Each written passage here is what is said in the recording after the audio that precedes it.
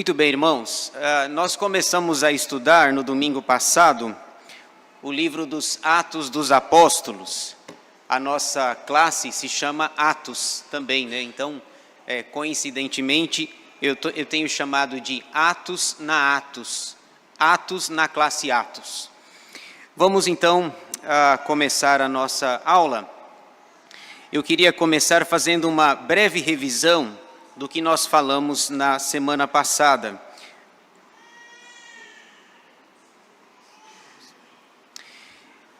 Abra sua Bíblia no livro de Atos dos Apóstolos e deixe-a aberta.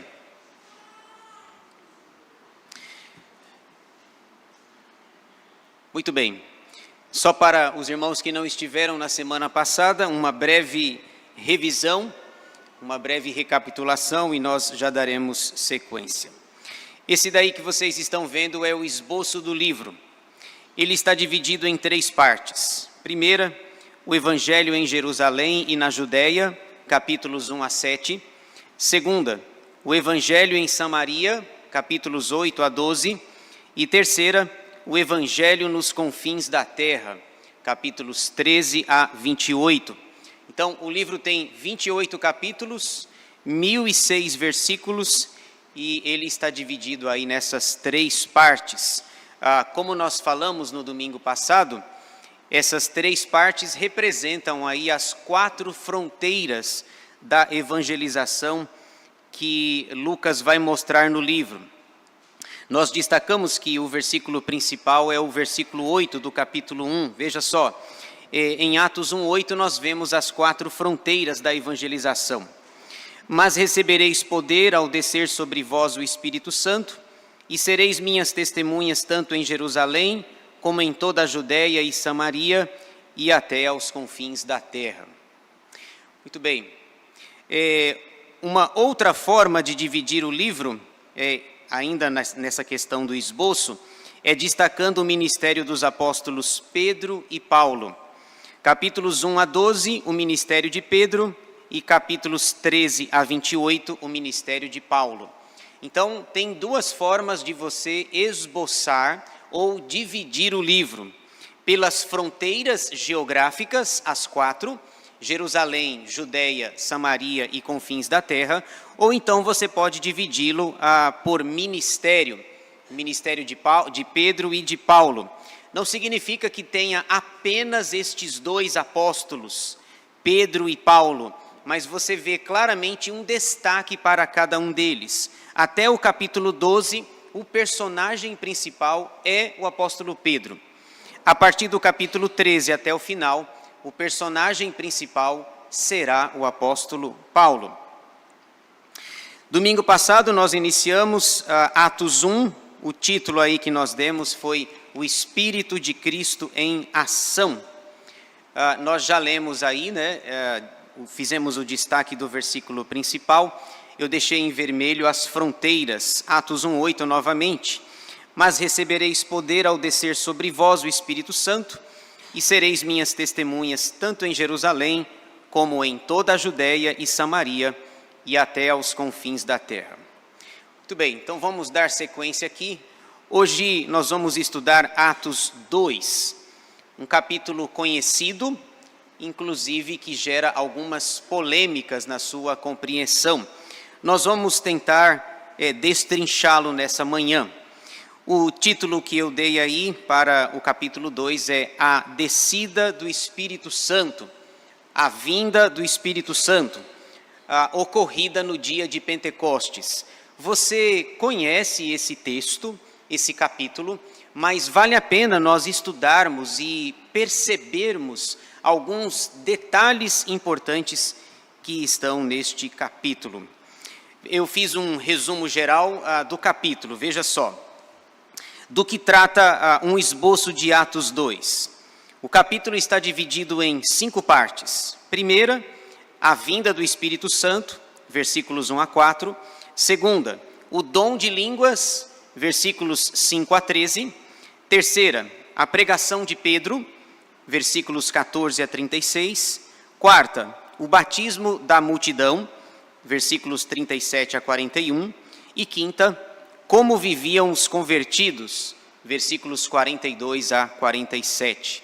Então, em linhas gerais, esse é um resumo ou um esboço do que trata esse importante capítulo do livro de Atos. Vamos então verificar, dar algumas explicações e no final eu tento dar algumas aplicações para a nossa vida. Primeira parte, a vinda do Espírito Santo. Veja aí e acompanhe a leitura, versículos 1 a 4. Veja só. Ao cumprir-se o dia de Pentecostes, estavam todos reunidos no mesmo lugar. De repente, veio do céu um som, como de um vento impetuoso, e encheu toda a casa onde estavam assentados. E apareceram, distribuídas entre eles, línguas como de fogo, e pousou uma sobre cada um deles. Todos ficaram cheios do Espírito Santo e passaram a falar em outras línguas, segundo o Espírito lhes concedia que falassem.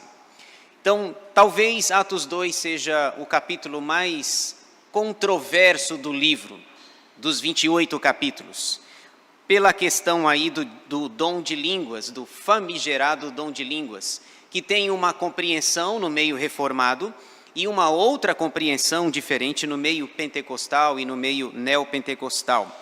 Nós vamos falar um pouco sobre essa questão das línguas. Agora, veja que o capítulo 2 começa aqui dizendo que a descida ou a vinda do Espírito Santo, ela aconteceu no dia de Pentecostes. Eu coloquei aí para os irmãos, Pentecostes era uma das festas judaicas do cerimonial lá da lei mosaica. Ela acontecia depois da festa da colheita. Você lembra, né, quando a gente lê o livro de Levítico e Números especialmente, a gente vê aí essas festas, as festas fixas do calendário judaico, que o povo judeu deveria celebrar ao Senhor, oferecer sacrifícios ao Senhor, em gratidão a Deus e em obediência a Ele também. A festa de Pentecostes, ela acontecia 50 dias depois de uma outra festa, a festa da Páscoa. Então, veja, olha que interessante, no capítulo 1, versículo 3, volte para o capítulo 1 que você vai encontrar uma informação aí, Atos 1, 3. A estes também, depois de ter padecido, se apresentou vivo com muitas provas incontestáveis, aparecendo-lhes durante 40 dias e falando das coisas concernentes ao reino de Deus. Lucas nos informa que após a ressurreição de Jesus, ele ficou ainda 40 dias aqui na terra. E no dia da sua ascensão aos céus, ele diz, não se ausentem de Jerusalém, fiquem aqui, esperem até que vocês sejam revestidos do alto, do poder do alto. Então, 40 dias. Quantos dias, portanto, eles tiveram que esperar? A resposta é 10. Eles ficaram 10 dias esperando. Jesus fica 40 dias aqui na terra, 40 mais 10, 50.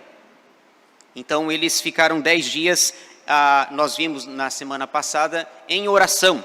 Então, ao cumprir-se o dia de Pentecostes, ou seja, 40 dias que Jesus tinha ressuscitado, ele foi para o céu, mais 10, 50. Pentecostes era uma das festas judaicas lá. Eu coloquei a referência aí, Levítico 23, versículos 15 e 16. Nós temos uma alusão a esta festa. Veja só. Contareis para vós outros desde o dia imediato ao sábado, desde o dia em que trouxerdes o molho da oferta movida, 7 semanas inteiras serão, 7 vezes 7, 49. Até ao dia imediato ao sábado, domingo, contareis 50 dias. Então, trareis nova oferta de manjares ao Senhor. Então, o Pentecostes, 50 dias depois, entre uma festa e outra. A gente não está habituado com Pentecostes, mas a gente sabe que vem da palavra de penta. Se eu falar penta aqui, todo mundo vai lembrar, né? Do penta.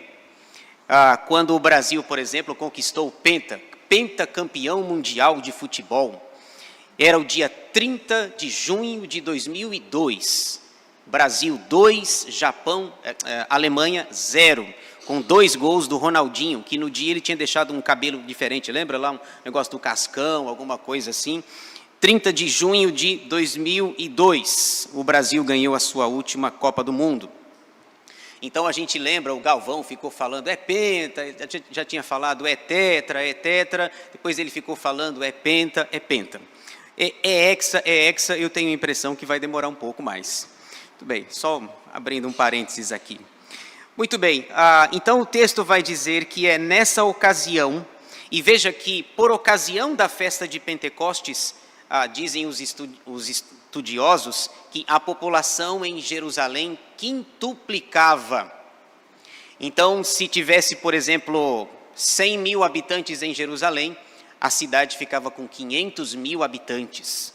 Então, nesse dia da festa em que todo mundo está reunido para celebrá-la, vem o Espírito Santo, a descida do Espírito Santo. Eles escutam um som, como um vento impetuoso, a casa é tomada, e apareceram entre eles, veja que não são línguas de fogo, são línguas como de fogo. Não são labaredas que estavam descendo ali naquele dia, naquela ocasião. Então, são línguas como de fogo, talvez uma expressão usada por Lucas para tentar descrever esse evento fantástico, como de fogo, e pousou uma sobre cada um deles. O resultado aqui no versículo 4, todos ficaram cheios do Espírito Santo, naquele dia, naquela ocasião. Muito bem, até aqui tranquilo. Vamos avançar mais um pouco. Segunda parte, agora é o que complica um pouco, o dom de línguas. Versículos 5 a 13. Lucas vai mostrar aqui, eu contei, talvez eu tenha errado aqui no total, Lucas vai dizer que havia naquele dia de Pentecostes cerca de 16 nações presentes. 16 nações. Mas como é que eles vão ouvir a pregação? Porque os discípulos eram galileus, homens iletrados, pescadores. E a festa, a população quintuplicava, como eu falei, havia muita gente na cidade, gente de 16 nacionalidades. Como que o evangelho seria pregado? Como que ele seria ouvido? Como que as grandezas de Deus seriam anunciadas? E Lucas vai mostrar aqui nos versículos 5 a 13, ele vai dizer, ele vai elencar aqui pelo menos 16 nações que estavam presentes naquele dia. Veja só, Atos 2:5. Ora, estavam habitando em Jerusalém judeus, habitando por conta da festa, é mais ou menos o que acontece aqui na Praia Grande, né? Final de ano. A cidade tem, pelo que me falaram da última vez, 346 mil habitantes. Aí em dezembro, na virada, tem 2 milhões. Não dá, né? Muita gente. Então a cidade estava mais ou menos assim, guardadas as devidas proporções, a cidade estava cheia de gente. 16 nações são citadas aqui, que vieram para celebrar a festa de Pentecostes. Ora, estavam habitando em Jerusalém judeus, homens piedosos, vindos de todas as nações debaixo do céu. Quando, pois, se fez ouvir aquela voz, afluiu a multidão, que se possuiu de perplexidade, porquanto cada um os ouvia falar na sua própria língua. Estavam, pois, atônitos e se admiravam, dizendo, vede, não são porventura galileus? E essa expressão galileus tem uma conotação ruim e negativa. Não são porventura galileus todos esses que aí estão falando? E como os ouvimos falar em nossa própria língua materna?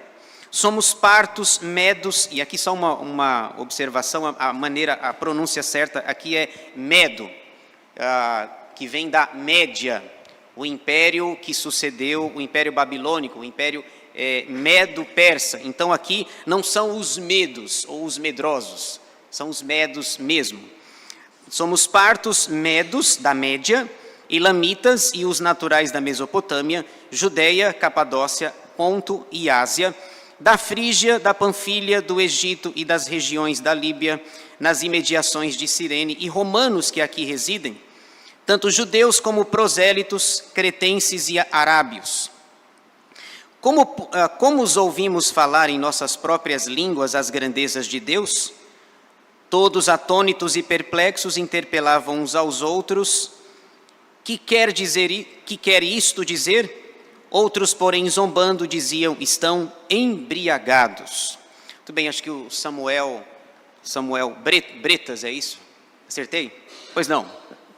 Alô? Opa, estou ouvindo. Uma curiosidade levando para os dias não tão atuais, né, relacionado ao culto pentecostal.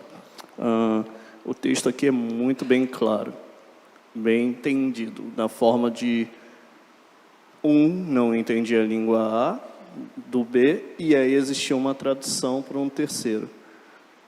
Existe algum estudo originário dessa língua que é falada num culto pentecostal? Da onde saiu isso? Quem criou isso? E como que eles utilizaram essa forma de falar como oficial, como uma língua estranha? Certo, Samuel. Na verdade, Samuel, não existe uma grafia dessas línguas faladas no meio pentecostal. É uma junção de palavras, às vezes desconexas e repetitivas, que as pessoas vão falando, mas não existe grafia em lugar nenhum. Agora, veja o que acontece. Esse fenômeno do dom de línguas no meio pentecostal, ele aconteceu no século XX, nos Estados Unidos. Um homem negro chamado William Seymour, ele começa um movimento chamado Holiness, de santidade nos Estados Unidos. Ele começa em 1906, William Seymour, um negro, começa nos Estados Unidos esse movimento pentecostal, 1906, e daqui a pouco isso vai crescendo. Ele tem uma compreensão diferente sobre o dom de línguas, por exemplo, e de 1906, então isso vai crescendo, se avolumando, até que hoje nós temos aí esse movimento pentecostal e neopentecostal. O pentecostalismo começa em 1906 e o neopentecostalismo começa em 1977, com a chegada da IURD, Igreja Universal do Reino de Deus. Então, tanto no meio pentecostal, início do século XX, quanto o neopentecostalismo, mais próximo já da década de 80, de nós, eles então entendem essa linguagem diferente. Mas aqui no texto, Samuel e demais irmãos, o que nós podemos ver é a natureza dessas línguas. Que línguas são essas?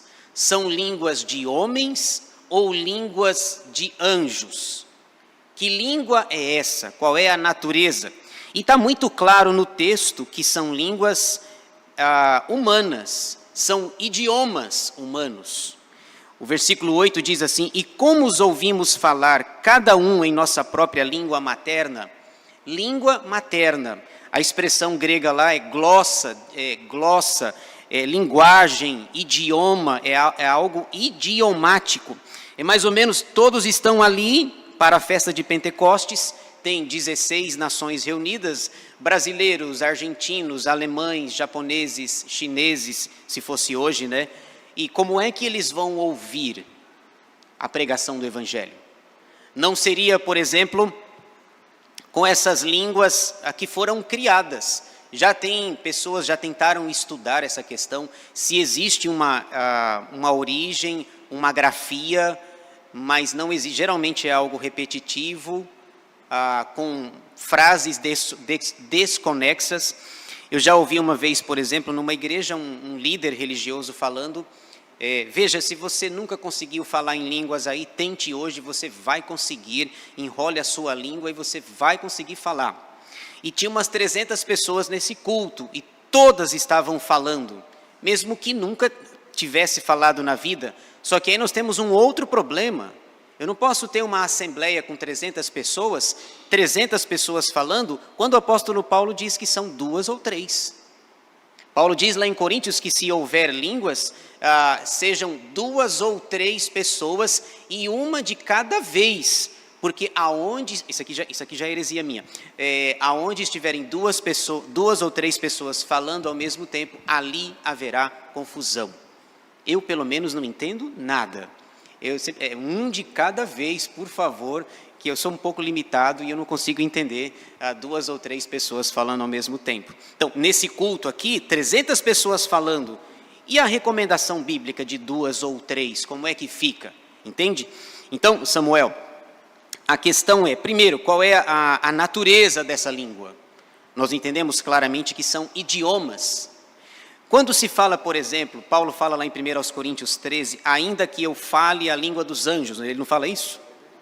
Aí eu pergunto para você, qual é a língua dos anjos?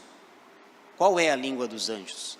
A língua dos anjos é a língua nativa da pessoa. Quando o anjo Gabriel veio falar com Maria, que palavras ou que linguagem que vocês acham que ele falou com a Maria?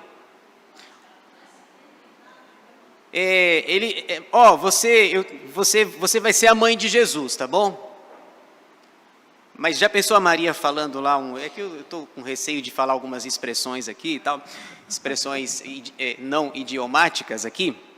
Você imagina o anjo Gabriel falando que Maria vai ser a mãe de Jesus numa linguagem que a Maria não entendesse? Então, qual é a linguagem, a língua dos anjos? É a língua que a pessoa entende. Qual a linguagem que o anjo usou com Jacó, lá no Val de Jaboque, lá em Gênesis? Quando eles lutam, passa a noite lutando. Já pensou passar a noite lutando, o Jacó falando hebraico e o anjo falando numa língua desconexa e sem grafia? Não faz o menor sentido. Então, a natureza dessas línguas são idiomas. A ideia aqui, irmãos, o que aconteceu, eu já passo a palavra para vocês, o que acontece em Pentecostes aqui, na verdade, para nós, Pentecostes é uma reversão de Babel. É Babel ao contrário. Porque lá em Gênesis 11, o que nós temos havia uma linguagem só, e Deus então, diz o texto, desçamos e confundamos a linguagem. E Deus desce, havia uma linguagem só e as linguagens são confundidas. Eles se espalham, eles deixam de construir a Torre de Babel porque ninguém entende ninguém mais. Então, a Pentecostes é Babel ao contrário, havia uma língua só lá e agora existem várias. Agora, lá em Pentecostes tem várias linguagens. E os apóstolos, sendo galileus e letrados, conseguem anunciar o evangelho. Aqui acontece, portanto, um milagre. E uma vez eu comecei a fazer inglês, né? Fazer um curso de inglês. The book is on the table, lembra disso? The book is on the table. O livro está em cima da mesa. E aí eu falei, nossa, agora eu tenho o dom de línguas, agora eu vou ter o dom de línguas, porque eu vou falar inglês. Depois eu percebi, não vou ter não, porque essa é uma linguagem aprendida. Eu fui para uma classe de aula e eu queria falar em português na aula, assim, professor, não senhor. E eu falava pouquíssimo, assim, o professor falou, não, o senhor tem que falar em inglês. Como é que você vai aprender? Português você já sabe. Então, eu falei assim, poxa, eu não tenho o dom de línguas, porque isso é um conhecimento adquirido. Eles nunca entraram numa sala de aula para aprender um curso de idiomas e eles foram capacitados sobrenaturalmente para falar numa língua. Pedro começa a falar e numa linguagem que um egípcio que estava perto dele conseguia entendê-lo. Irmãos, é fácil de compreender, Deus não é um Deus de confusão. Deus se utiliza, é um milagre extraordinário para que os homens, 12 apóstolos que são galileus, consigam pregar o evangelho e 16 nações conseguem ser evangelizadas num dia só. Depois, por exemplo, a festa vai acabar. E depois que a festa vai acabar, o que vai acontecer? Cada um vai para a sua casa. E veja que o que acontece aqui, nós temos uma repercussão grande, inclusive, o texto fala aí, no versículo 10, de romanos que aqui residem. Alguns até dizem que são esses romanos que voltam para a sua terra, na cidade de Roma, e fundam a igreja de Roma. E depois o apóstolo vai e escreve uma carta, a epístola de Paulo aos romanos. Então, a natureza é idioma. E concluindo a resposta do Samuel ali, o William Seymour, que em 1906 começa esse movimento. A Viviane havia pedido, pode falar agora sim, depois a Viviane, depois mais um Samuel. A Viviane disse que já foi respondida a pergunta. Já foi? Você declina, Viviane? Tá bom. É verdade, a Elizabeth. Pastor, deixa eu lhe falar. Cada vez Fale, Guaraci. Eu não entendo direito esse negócio de língua aí, porque eu vim do pentecostal, inclusive... Não né, faz pergunta difícil, Guaraci. Não, né? Não, pastor, não. Minha pergunta é a seguinte. No pentecostal, ainda bem que um pastor da pentecostal falou que não precisava falar em língua para dizer que é batizado no Espírito Santo, né? Que quando a gente é batizado, a gente automaticamente já recebe o Espírito Santo, né? Então, você não precisa falar em línguas para dizer que você é batizado no Espírito Santo. Mas minha pergunta não é essa aqui, não. É o seguinte, pastor, sabe, cada vez... Isso aqui é meio complicado para eu entender. E o que eu acho é o seguinte, sabe o que eu penso nisso aqui, de 16 nações e eles falando lá e todos entendendo? Aí eu imagino essa tradução simultânea que existe hoje, né? Quer dizer, lá em algum lugar estão diversos membros de diversos países, então tem uma pessoa falando na sua língua e a tradução vai traduzindo tudo na língua de cada um. Aí imagina essa cena, estou certo ou estou errado, pastor? Vamos lá. Agora sim, está certo ou está errado? Parece a reunião da ONU, lá nos Estados Unidos, lá vários presidentes lá e cada um está com um fonezinho aqui, né? Então, o presidente está lá. O nosso presidente estava falando outro dia lá, cortaram o microfone e ele continuou falando lá, né? Falando sozinho. Devia estar falando até hoje lá, viu? Então, não era tradução simultânea. Não tem isso. O que acontece? Eu vou tentar exemplificar. Então, você tem o apóstolo Pedro aqui e do lado dele tem um egípcio. O egípcio não entende a língua de Pedro. O Espírito Santo capacita de tal forma que mesmo Pedro sendo galileu, iletrado, pescador, consegue falar na linguagem do egípcio. E o egípcio ouve e entende as grandezas de Deus. Então não tem tradução simultânea. Então é um milagre. É um milagre. O Pentecostes é Babel ao contrário. Lá foi confundido. Lá, aliás, Babel significa confusão. Lá houve confusão, aqui não, aqui houve junção. São 16 nações, cada um com a sua cultura, com a sua linguagem, e aí eles ouvem. O versículo 11 diz assim: como os ouvimos falar em nossas próprias línguas as grandezas de Deus? Então observem, está claro, em nossas próprias línguas.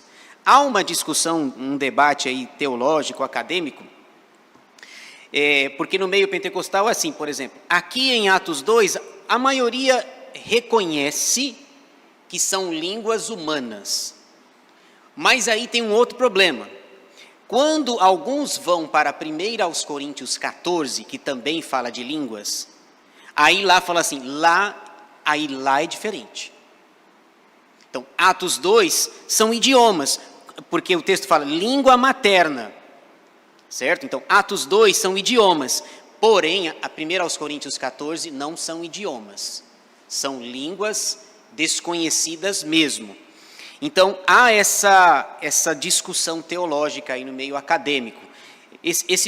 Seriam coisas diferentes? Atos 2 é uma coisa e 1 aos Coríntios 14 é outra coisa? Então, há essa discussão, esse debate. O nosso entendimento reformado, o nosso entendimento é que os dois textos falam da mesma coisa. Nós não vamos abordar 1 aos Coríntios 14, mas a nossa percepção é Atos 2 e 1 aos Coríntios 14 falam do mesmo dom, da capacidade sobrenatural do Espírito Santo, de que nós, mesmo nunca tendo entrado numa sala de aula, consigamos falar numa língua que nós não aprendemos. Se eu for para uma escola, ficar 1 ano num banco, eu não tenho dom de línguas. Eu aprendi, isso é conhecimento adquirido. O milagre está em eu, de repente, falar japonês, sem saber, na verdade eu só sei uma palavra, né? Eu vou até citá-la para vocês aqui, a única que eu sei do meu vasto vocabulário japonês, né?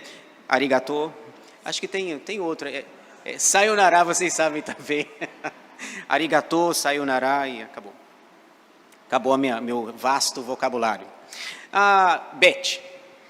Então, pastor, aqui em Atos 8, falando sobre Filipe e eunuco, a questão da igreja, a igreja estava sendo perseguida, e Pedro e João ali, né, falando lá em Samaria, e aí ele fala aqui no capítulo 8, 26, que um anjo do Senhor falou a Filipe, dizendo, dispõe-te e vai para o lago do sul, no caminho que desce de Jerusalém a Gaza, este se acha deserto.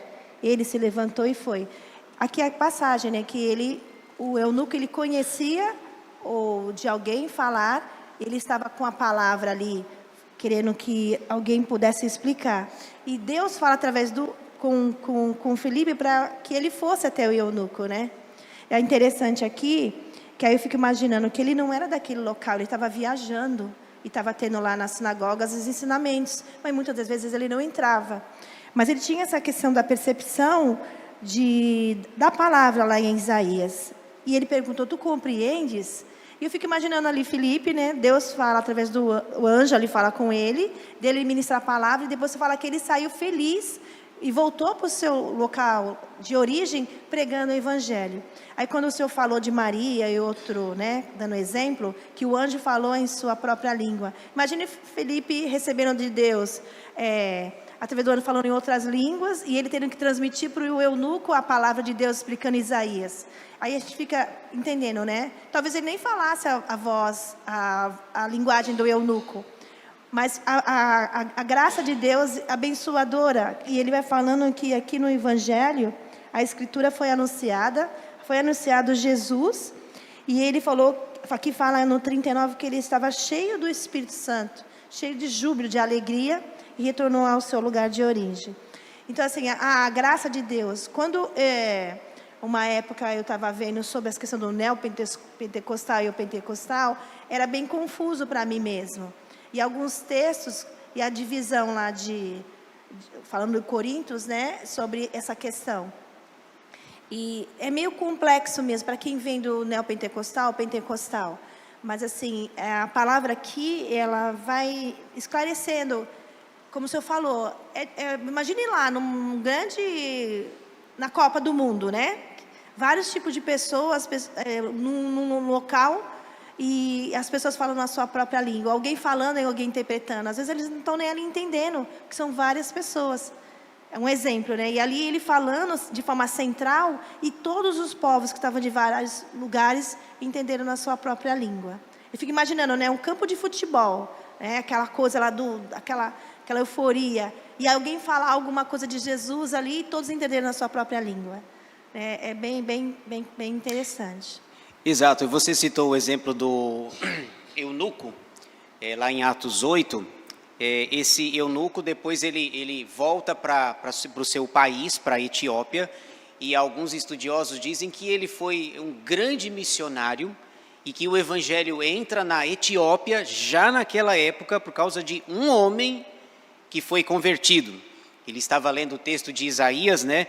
E de repente Filipe se aproxima dele, e sempre que eu vejo alguém lendo a Bíblia, que eu passo assim, né? Eu faço a pergunta do Filipe: entendes o que lês? Sempre falo isso. E tem até um livro no seminário, nós somos obrigados a ler um livro, o nome do livro é Entendes o que lês? Então, o eunuco diz, não entendo. Como eu entenderia se não tem ninguém para me explicar? Então, o eunuco faz uma pergunta, o texto ele fala dele mesmo, ele fala dele mesmo ou ele está falando de uma outra pessoa? E aí então entra o Filipe para explicar, né? E outro detalhe sobre o Filipe, né, que ele dá a impressão que o Filipe foi, transportado, né, de um lugar para outro. Ele não vai por meios naturais. Se você lê o texto, você percebe, de repente Filipe estava num lugar e aparece em outro, dá uma impressão assim que depois eu pergunto lá no céu, Felipe, como que você fez aquela viagem lá? Você foi a pé? Você foi a cavalo? Ou você foi transportado? Porque deixa transparecer que você foi transportado pelo Espírito Santo. Como é que foi essa questão aí? Depois você me conta. Felipe era um dos diáconos. A Beth falou sobre a questão das línguas. Uma vez, eu vivi uma experiência interessante. Em 2014, teve a Copa do Mundo aqui no Brasil, né? E eu estava lá na abertura. Eu não estava no estádio, né? O dia da abertura foi dia 12 de junho de 2014, Brasil 3, Croácia 1, o Neymar fez um gol na ocasião, e foi aqui no estádio, foi lá no estádio de Itaquera, eu já vivia lá. E na época a UPH Nacional estava com uma campanha de doação de Bíblias, mini Bíblias. Nós tínhamos a camiseta da UPH, uma campanha nacional, em que a ideia era dar mini Bíblias para as pessoas no estádio. E eu estava lá, uniformizado, tal, à paisana, e com um monte de mini Bíblias, uma equipe, e a nossa missão era entregar as mini Bíblias para quem ia entrar no estádio. Irmãos, que dificuldade, viu? Que dificuldade. Daqui a pouco passava alguém com a camisa da França. Aí eu falava, allez, les bleus, tal. Não, brincadeira. Falei, como é que eu vou falar para o francês aqui? Como é que eu vou entregar esse folheto? Daqui a pouco passou um japonês. Eu olhava aqui, a bandeira aqui, passou um japonês. Eu falei, como é que eu vou falar? Eu só sei arigato e sayonara e Jesus em japonês, como é que é? Aí tá bom, bom dia eu sei, aí passou alguém de língua espanhola, até lembrei da Milagro, tal, buenos dias, tal, e se errar a entonação do D, ela pega no pé ainda, viu? Buenos dias. Aí passou alguém lá, um equatoriano, um argentino, e aí eu consegui entregar, mas olha que dificuldade. Você vê uma diversidade de pessoas com camisetas da Croácia, da França, do Japão, da Bélgica e outras nacionalidades, e você tem que entregar a mini Bíblia para eles, mas você não sabe. Naquele dia não aconteceu comigo o que vocês estão pensando, eu não teve o dom de línguas e eu não consegui, eram partos, medos, elamitas, não aconteceu nada disso comigo, e o máximo que eu consegui foi entregar as mini Bíblias para pessoas de língua espanhola, que ainda dá para a gente arranhar um pouco o nosso espanhol. E eu fiquei pensando nas nacionalidades todas, e no dia do juízo final, em que o texto diz, Apocalipse 7:9 diz que naquele dia, gente de todas as tribos, povos, línguas, raças e nações comparecerão diante do Senhor. E lá não vai ter o problema de línguas, porque Deus entende todas, o problema é meu, né? Lá não vai ter problema de linguagem, porque Deus conhece todas as linguagens. Então veja, olha a importância. Eu não falei em línguas no dia da abertura da Copa do Mundo, então não teve esse milagre, mas aqui houve um milagre. Quando a festa acabar, essas 16 nações, cada um vai embora, depois a cidade vai voltar à sua vida normal, e o evangelho vai ser estendido. Aí tem as nações aí, né?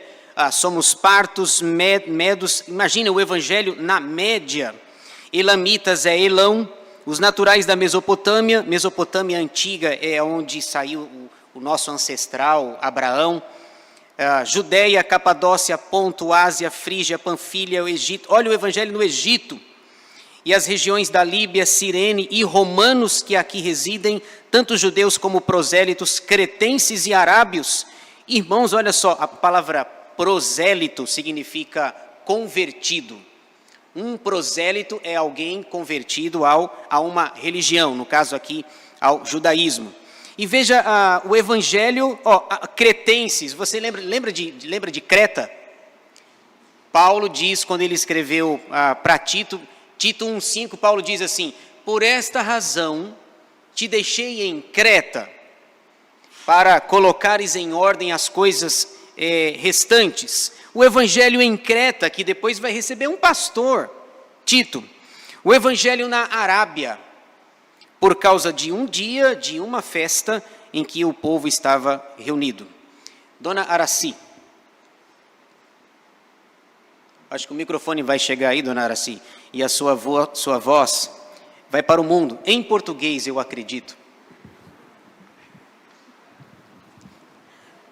Eu vejo aqui no versículo 11. 11. Que diz assim: tanto os judeus como prosélitos, cretenses e arábios, como os ouvimos falar em nossa própria língua as grandezas de Deus. Ouvimos. Aí, eu já estudei muito esse texto, já revirei de cabeça para baixo. E como você mesmo tira suas conclusões, eu também cheguei à minha.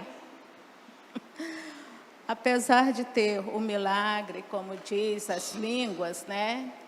E falar para todas as nações, eu acredito que o milagre mesmo estava no ouvir.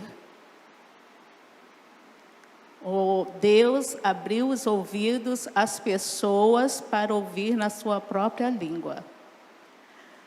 Porque você veja, você vai evangelizar as pessoas, às vezes está num grupo ou numa congregação, numa festa de aniversário, você fala a mensagem, nem todos entendem, mas alguns ouvem com entendimento. O milagre do Pentecostes está no ouvir. Certo. Eu penso que o milagre está no falar. O milagre não está no ouvir. O milagre está no falar porque, por exemplo, como é que Pedro vai falar uma língua que ele não conhece? No dia da Copa lá, eu não consegui. Eu não consegui falar absolutamente nada. Só o japonês lá, vou falar o que para ele? Tó. Já pensou? Tó. O japonês vai falar, o que é tó aí? Tá doido? Tó. Eu sei o que é tó, né? Certo? Então, o milagre está no falar. O versículo 7 diz, eles não são porventura galileus, todos esses que aí estão falando? Da Galileia e de Nazaré, lembra? De Nazaré pode vir alguma coisa boa? Tudo iletrado, tudo pescador, tudo inculto. E aí Pedro, que nunca falou alemão, por exemplo, está falando. Milagre está aqui. É a ideia da universalização do evangelho. Há uma festa, a cidade está quintuplicada, depois as pessoas vão embora. E à medida em que eles vão embora, agora convertidos, eles vão falando, eles vão levando. Como os ouvimos falar, veja só, o versículo 12 diz, todos atônitos e perplexos interpelavam uns aos outros. Que quer isto dizer? Estava todo mundo atônito, perplexo, admirado, não pelo que ouviam, mas pela fala de homens iletrados. É a minha percepção do texto. O milagre não está no ouvir. O milagre está em homens da roça falar uma língua que nunca falou. Aline. Eu? Só um minutinho, viu?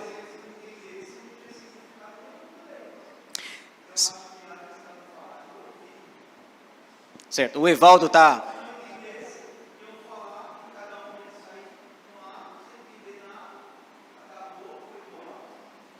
Mas,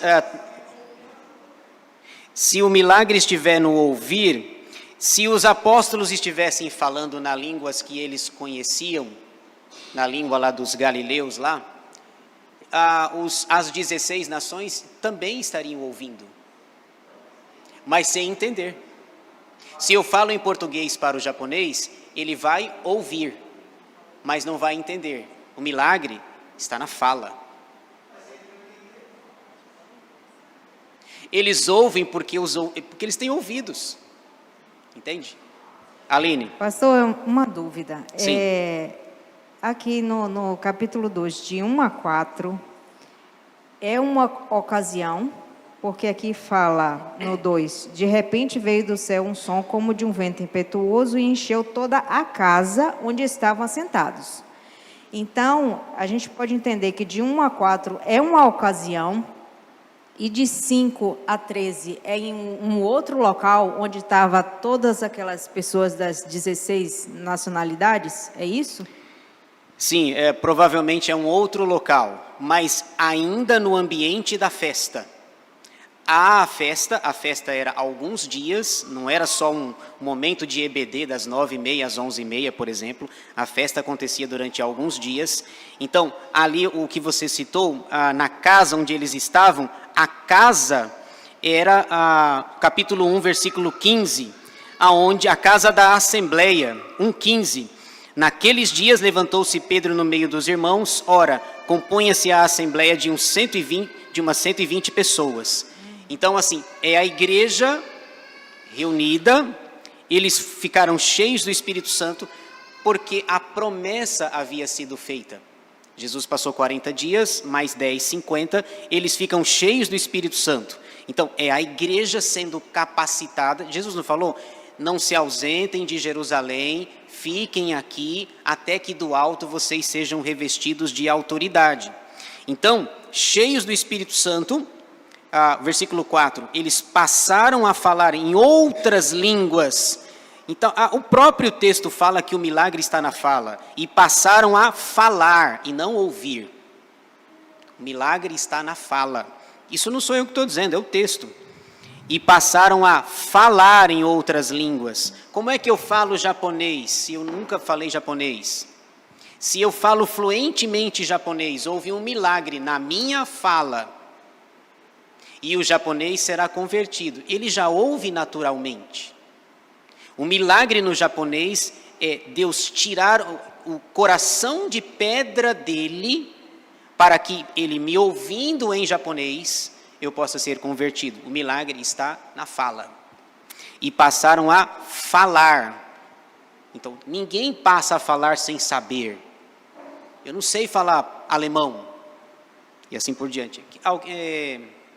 Marli. Bom dia a todos. Bom dia, Marli. Eu tinha planejado ir até o versículo 47. Vamos lá. Aqui a gente precisa entender o seguinte, que quando desceu o poder do Espírito Santo, eles estavam numa reunião em torno de 120 pessoas. E depois todos esses 120 passaram a pregar o Evangelho. Porque senão dá a impressão seguinte, que quando Pedro falou para multidões e multidões de nações diferentes, a impressão que dá é que ele falou na língua dele e cada um entendeu na sua própria língua. Certo? Se foi isso. Agora, se pensarmos que aqueles 120 saíram todos pregando, e aí sim, aí cada um falando na língua de cada nação, aí a gente pode entender que o milagre estaria tanto no falar como no ouvir. Porque seria impossível, senão Pedro teria que pregar quantas vezes a mesma mensagem, para falar na língua de cada uma daquelas nações.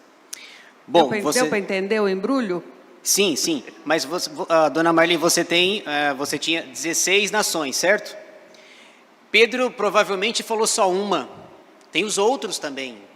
Tem os outros para falar, né? Então, são 16 nações, o pessoal da casa estava cheio do Espírito Santo. Então, olha, o Pedro fala para o pessoal da Média, o Tiago fala para o pessoal de Elão, o João fala para o pessoal, um exemplo, tá? Para o pessoal da Mesopotâmia. A ideia aqui é a seguinte, a festa começa e Lucas está tentando mostrar a universalização do Evangelho. Como que o Evangelho chegou até a Praia Grande, chegou até hoje aqui no litoral paulista? Como que o Evangelho chegou até aqui? Por um milagre.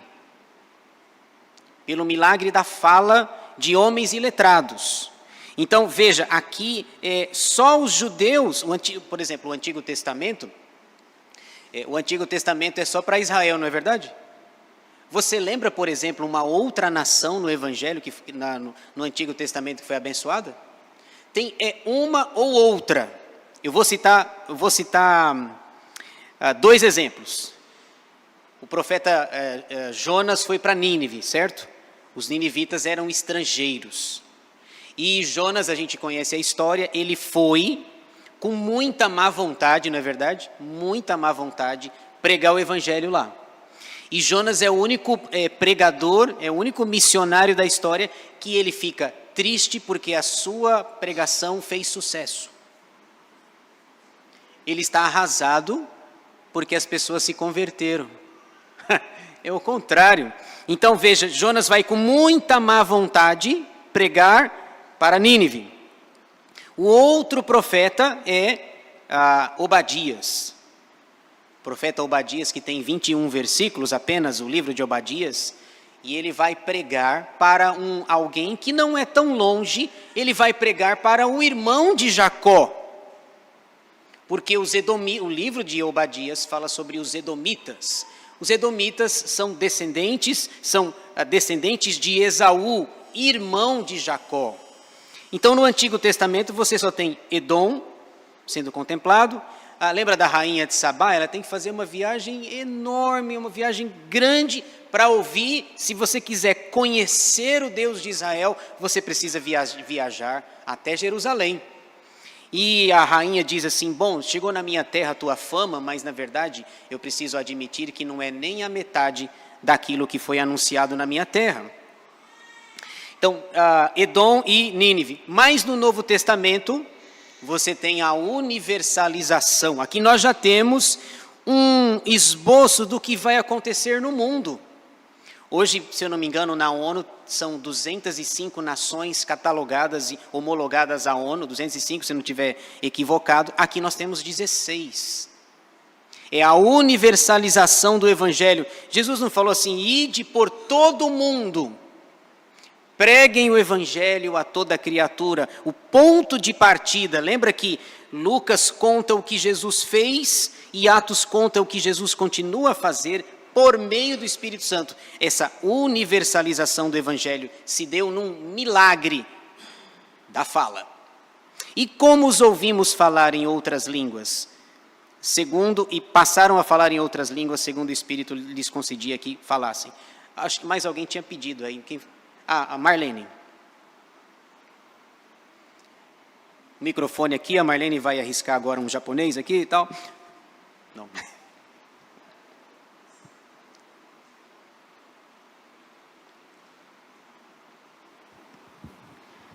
Eu só quero dizer que eu não tenho dúvida que foi a fala, porque o que foi distribuído não foi línguas como de fogo? A língua não vai limpar o ouvido e vai falar. Então, para mim, está muito claro isso. Concordo com você, Marlene. Diego. Pastor, pegando aqui o gancho da dona Marlene, no começo aqui da aula, eu até fui também um pouco no barco ali do Evaldo. Né? Foi? Rapaz, cuidado que é furado, hein?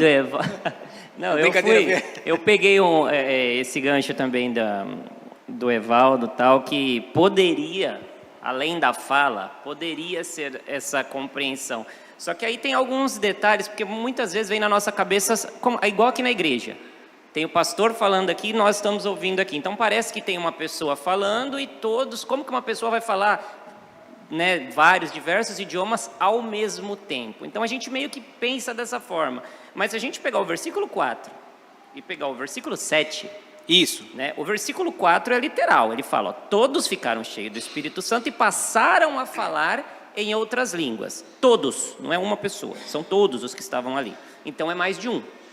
E no 7 eles falam, estavam pois atônitos e se admiravam dizendo, vede, não são porventura galileus todos estes que aí estão falando? Então aí eu acho que fica bem claro naquilo que o senhor colocou.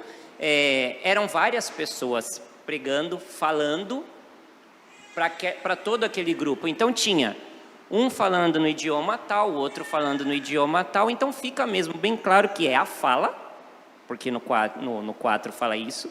E todos estavam entendendo porque existiam vários falando nos diversos idiomas dessas 16 nações que estavam compreendendo a fala que foi colocada lá no versículo 4. Então, esse negócio de que Pedro iria falar e todos iriam entender e ficava complexo porque eram várias pessoas ouvindo e não dá. Então, realmente, são várias pessoas falando em vários idiomas diferentes, de forma que todas essas nações que estavam lá podiam entender. Então, não é a compreensão, é a fala mesmo. Para mim, ficou bem claro que é a fala mesmo. Certo. Olha, Diego, eu vou falar uma coisa para você, viu? Você não está longe do reino dos céus. Não, brincadeira. Não, o Diego resumiu melhor. Semana que vem a aula vai ser com o Diego, viu? Resumiu bem. Então, é aquilo que eu tenho falado, insistido, né? O milagre está na fala. São 16 pessoas, mas nós temos aí 120 pessoas, para cada um, todo mundo será contemplado. E a bênção maior é que quando essa festa acabar, que cada um for para a sua casa, o que nós temos aqui? A disseminação. Nós estamos no capítulo 2, mas a ideia é disseminar isso. Quando nós chegarmos no capítulo 28, o evangelho estará nos confins da terra. Mas antes de chegar nos confins, tem que ter um começo, ok? Então, agora em 2 minutos eu explico até o versículo 47. Não, estou brincando. Deixa eu só... Pastor, por favor, licença, só um minutinho. Sim, Esses claro. povos pardos, de onde são eles? Partos. Veja lá. Os partos... Sim. Era uma nação antiga, provavelmente não tem mais com esse nome, não sei se tem outro nome, mas seria a Pártia, certo? Pártia, os medos, elamita é Elão, então são as nacionalidades conhecidas daquela época. Por exemplo, qual a língua da Pártia, da Média? Da Média provavelmente fosse o aramaico. Provavelmente. Lembra que Esther estava na Média? Lembra da Esther? A rainha Esther estava na Média. Daniel estava na Babilônia e um trecho de Daniel foi escrito em aramaico. Então, esses medos que vieram para a festa, eles também ouviram o evangelho de galileus, certo? Muito bem. Veja só para a gente terminar aqui, a gente continua semana que vem, o versículo 12 fala da perplexidade deles, todos atônitos e perplexos interpelavam uns aos outros. Que quer isto dizer? Outros, porém, zombando, diziam, estão embriagados. Deixa eu falar um pouquinho aqui sobre embriaguez. Depois Pedro vai começar a falar e ele vai dizer assim, não tem ninguém embriagado aqui. Está muito cedo, depois eu descobri que não está muito cedo. São 9 horas da manhã, que é o horário aqui, a gente vai ver, era o horário. São 9 horas da manhã. Eu ia dizer, está muito cedo para alguém estar bêbado. Eu descobri que não está. 9 da manhã já não é tão cedo para alguém estar bêbado e embriagado. Agora, veja, o que eu estou querendo dizer é, toda vez que o evangelho é pregado, seja no ordinário ou no extraordinário, vai ter 2 reações. Salvação e zombaria. Se o evangelho é pregado, se Jesus é anunciado de forma ordinária, na língua materna ou de forma sobrenatural, vai ter gente que crê e vai ter gente que zomba. É o que acontece aqui, porque veja, lembra, todos nós temos uma percepção das coisas, certa ou errada, não há neutralidade. Quando eu disse, por exemplo, que o milagre está na fala, é uma percepção. Quando a dona Araci disse que está na audição, e o Evaldo também, é uma percepção. Agora, no caso aqui da embriaguez, talvez as pessoas tenham visto tudo aquilo e, nossa, que confusão é essa? Até outro dia eu vi o Pedro falando na linguagem dele mesmo. Eu conheço o Pedro. Ele nunca estudou isso aqui. Como é que ele está falando? Como é que ele está falando a língua, o aramaico, por exemplo? Como é que ele está falando para o pessoal da Média? Como que João consegue se comunicar para o pessoal da Capadócia e outras regiões aí? Então, a conclusão, a percepção deles é, eles estão bêbados. Eles estão embriagados com isso. lá na frente, quando Paulo prega em Atos 17, no Areópago, quando ele se levanta, quando ele anuncia a palavra de Deus, no final o texto diz que uns se converteram e outros zombavam. É a mesma coisa. Toda vez que o evangelho é pregado, você vai ter salvação e zombaria. No entanto, Isaías diz, acho que é o capítulo 55, que a minha palavra não voltará vazia, mas ela fará aquilo que me apraz. Ela vai gerar cheiro de vida para os salvos e cheiro de morte para quem não é salvo. Zombaria, porque essa confusão, todo mundo falando, as línguas, as nações, eles zombavam, estão bêbados, estão ébrios, embriagados. Mas, para aqueles que se converteram, não tem ninguém bêbado. E a gente vai seguir na semana que vem. Pedro vai tomar a palavra e vai começar, o ponto de partida dele é: não tem ninguém bêbado aqui. E vocês vão ver o que é alguém cheio do Espírito Santo falar. Lembra, no versículo 4, citado pelo Diego, diz que todos ficaram cheios do Espírito Santo. Você vai ver o que é um sermão de alguém cheio do Espírito Santo. É outra coisa, é completamente diferente. E um detalhe último para nós encerrarmos, fica o exercício para vocês lerem o livro de Atos, mas vocês vão perceber o seguinte, que todo personagem que é citado aqui, eles estão cheios do Espírito Santo. Alguém já disse que não basta ter o Espírito Santo presente, é preciso tê-lo como presidente da nossa vida. Não basta ter o Espírito Santo, é preciso buscar a plenitude do Espírito Santo. Pedro, cheio do Espírito Santo, vai falar palavras, lá no capítulo 6, quando Estevão vai falar, ele fala de uma maneira tão irresistível que ninguém consegue contrariar. Porque não são palavras humanas, não é apenas um bom português, é alguém que está cheio do Espírito Santo. Estão embriagados. Não tem ninguém ébrio aqui, não tem ninguém embriagado. Eles estão, se estiverem cheios, estão cheios do Espírito Santo. Dwight Lyman Moody diz, vocês um dia vão ver o que Deus pode fazer com alguém cheio do Espírito Santo. Dwight Lyman Moody, um evangelista americano, levou 500.000 pessoas para Jesus. 500.000 pessoas. Porque ele diz, vocês vão ver o que o mundo pode ver se Deus usar alguém cheio do Espírito Santo. Estão embriagados, estão cheios do Espírito Santo. Alguma colocação? Semana que vem a gente continua.